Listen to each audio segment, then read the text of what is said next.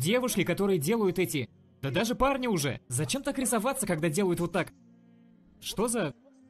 Не знаю, как это называется, но в общем... Люди, которые делают селфи и выставляют их в интернете, меня это удивляет. Если ты такой искренний, почему бы тебе не сделать фото, как только ты встал утром? Когда выковыриваешь козявки из глаз? Нет, фотки отбираются. Фотки отбираются.